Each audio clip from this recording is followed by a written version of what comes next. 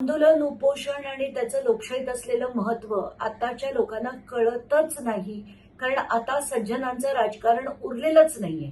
त्यांना लोकशाहीची भाषा कळत नाही, त्यांना लोकशाहीचं महत्व कळत नाही. त्यांना फक्त आणि फक्त पक्ष फोडा, राजकारण करा, सत्ता टिकवून ठेवा आणि पैसे कमवा, याच्याशिवाय त्यांना काहीच कळत नाही. आता सोनम वांगचुक सारखा माणूस जो भारतीय सैन्यासाठी काम करायचा, त्यांना घरं बांधून द्यायचा, त्यांच्यासाठी पाण्याचं प्रोव्हिजन करायचा, ऑक्सिजनसाठी काम करायचा, तिथे एज्युकेशनसाठी काम करायचा, पर्यावरणासाठी काम करायचा, अशा माणसाला जो खरं मेकॅनिकल इंजिनियर आहे, इतर देशात जाऊन खोऱ्याने पैसे कमवले असतील, तो माणूस नीटच्या परीक्षेत वर्षानुवर्ष होणाऱ्या पेपर लीकच्या विरोधात उपोषण करत होता.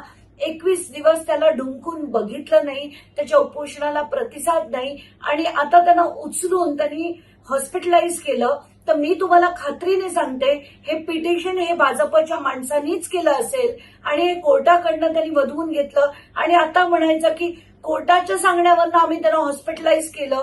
तर इतकी बनेल माणसं आहेत, इतकी त्यांना भावना शून्य, त्यांना कुठल्याही प्रकारच्या भावना नाही, हृदय नाही, संवेदना नाही, अशी भावना शून्य माणसं आता राजकारणी झालेली आहेत. म्हणून हे देशाचं दुर्दैव आहे.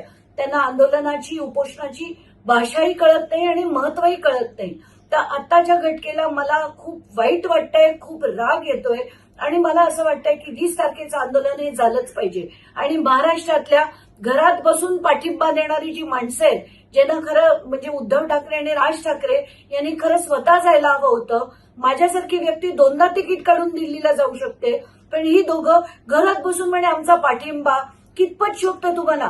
तुमच्या मुलांना तिथे जायला काय होतं? अमित ठाकरे, आदित्य ठाकरे जाऊ शकत होते, पण तसं न करता हे जे बोगसगिरी चालली, कारण त्यांच्यासाठी हा एक राजकीय मुद्दा आहे, त्यांना त्याचं काही भावना वाटत नाही. तिथे आंदोलनात ज्यांना वाटतं ना, ते सगळेजण तिथे, महाराष्ट्रातली असंख्य लोक तिथे पोहोचली होती, पण ही 2 माणसं घरात बसून पाठिंबा देतात म्हणे. पण मला खूप राग येतोय आणि मला असं वाटतंय की 20 तारखेचं आंदोलन झालंच पाहिजे. धर्मेंद्र प्रधानांचा राजीनामा झालाच पाहिजे. पण आता प्रॉब्लेम असा आहे की एकीकडे अभिजित डिपकेला सुद्धा आज खूप मोठ्या प्रमाणात मारलं गेलं आणि 21 दिवस या सरकारला वेळ नव्हता सोनम वांगचुकांकडे जाऊन बघण्याचा सुद्धा. त्यांना आज उचलून हॉस्पिटलमध्ये टाकण्यात आलंय. ते फक्त आणि फक्त 20 तारखेचा पार्लिमेंटवर मोर्चा येऊ नये म्हणून.